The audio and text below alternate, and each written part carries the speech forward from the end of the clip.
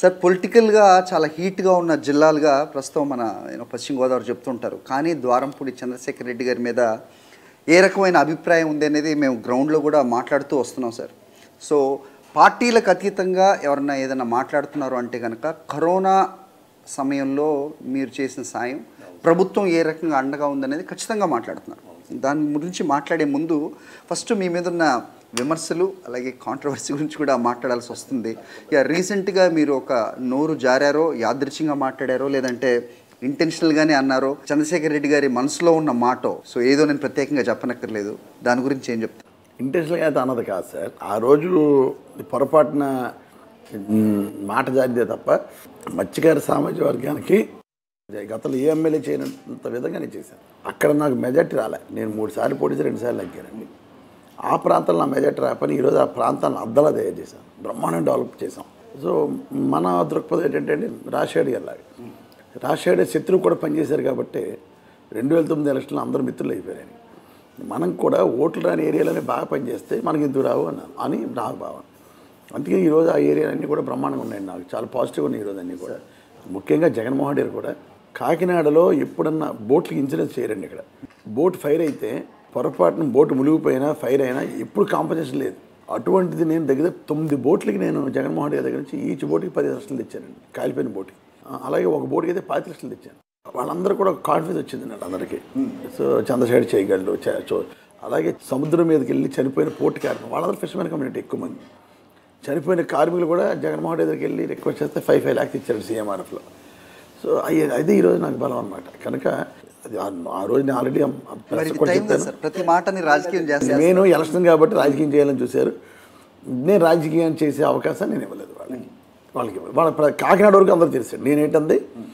కాకినాడలో మత్స్య సామాజిక వర్గం అందరికీ తెలుసు.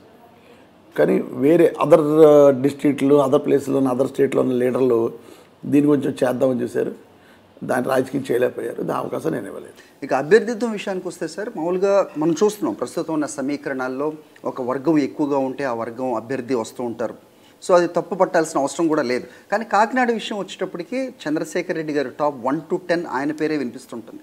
అంటే ఆయన ఫైనాన్షియల్ స్టామినా చూసా, లేదంటే ఆయన ప్రజల్లో ఉండే విధానాన్ని చూసా, లేకపోతే ప్రభుత్వం చేసిన సంక్షేమ పథకాలు ఏంటి రీజన్? సార్ ఇందులో 2 ఉన్నాయి సార్. నేను గతంలో చాలాసార్లు ఎలక్షన్లో ఉన్నాను, రాజకీయాల్లో ఉన్నాను. ఇంత కాన్ఫిడెన్స్గా ప్రజల్లోకి వెళ్ళే అవకాశం వచ్చిందంటే 100% జగన్మోహన్ రెడ్డి గారి సంక్షేమాన్ని 100% అమలు చేయటం. ఎలక్షన్లు అయిన తర్వాత పార్టీలకు అతీతంగా ప్రతి ఒక్కరికి పనిచేశాను. ఈరోజు అదే ఎగ్జాంపుల్ అండి. ఈరోజు కాకినాడలో చౌదరీసే తీసుకోండి. మొన్న ఒక 10 days బ్యాక్ చౌదరీస్ ఫ్యామిలీస్ అన్ని మీటింగ్ వేసినాయి. నన్ను మా వైఫ్ని పిలిచారు. మేము ఎప్పుడు దిగాలి ఎలక్షన్ అడిగారండి.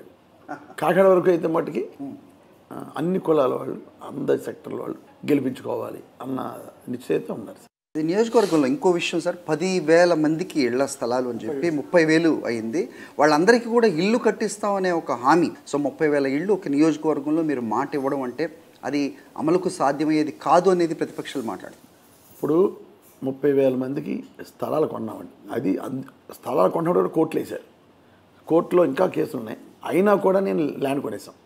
650 ఎకరాలు కొనటం, ఫిల్లింగ్ చేయటం, రోడ్లు వేసి రాళ్ళు పాతి మార్కింగ్ చేసి ప్రతి వాడిని తీసుకెళ్ళి ఆ స్థలాలు నిలబెట్టి పట్టా ఇచ్చాను. 30,000 మంది చేశాను సార్. అలాగే ఇప్పుడు 16,000 ఇల్లు శాంక్షన్ అయినా అవుట్ ఆఫ్ 30,000 16,000 ఇల్లు శాంక్షన్ అయితే 16,000 ఇల్లులో 11,000 ఇల్లు గ్రౌండ్ చేస్తాం. రీసెంట్గా జస్ట్ ఒక 10 days బ్యాక్ మళ్ళీ 6,200 శాంక్షన్ అయినాయి. సో 16,000 6,000 దగ్గరగా 22,000 ఇల్లు శాంక్షన్ చేయించాను. ఇంకో 8,000 ఇల్లు రేపు రాబోయే మన జగన్మోహన్ రెడ్డి మళ్ళీ ముఖ్యమంత్రి 8,000 శాంక్షన్ చేయించేస్తాను. నేను హౌసింగ్ అంత ఛాలెంజ్గా తీసుకోవడానికి కారణం కూడా 2 కారణం చెప్తాను సార్. జగన్మోహన్ రెడ్డి అమ్మఒడి బ్రహ్మాండమైన పథకం అండి. ఇంటికోళ్ళకి ఇస్తున్నాడు జగన్మోహన్ రెడ్డి. చంద్రబాబు నాయుడు అబద్ధాలు ఆడాడు, అందరికి ఇచ్చేస్తానంటున్నాడు. అబద్ధం, అది చేయలేడు, సాధ్యం కాదు. జగన్మోహన్ రెడ్డి 45 సంవత్సరాలు దాటిన ప్రతి మహిళకి చేయూత అనే కార్యక్రమం పెట్టాడు. దానికి పోటీగా చంద్రబాబు ఏం పెట్టాడు? 18 సంవత్సరాల వాళ్ళకి అందరికి ఇచ్చేస్తారంటున్నాడు. అది సాధ్యం కాదు. రేపు జగన్మోహన్ రెడ్డి గారు పెన్షన్లు పెంచుతున్నాను, రూపాయి పెంచుతాను అన్నారు అనుకోండి, చంద్రబాబు నాయుడు 4 రూపాయలు పెంచుతానంటాడు. ఏముంది, నోరు నాలుగు అబద్ధాలు, మాట మీద ఉన్నాడు మనిషి. ప్రజలు మిగతా పథకాల్లో మోసపోతారేమో కానీ హౌసింగ్ పథకంలో ఎట్టి బస్సులో మోసపోరు. చంద్రబాబు మోసగించలేడాలని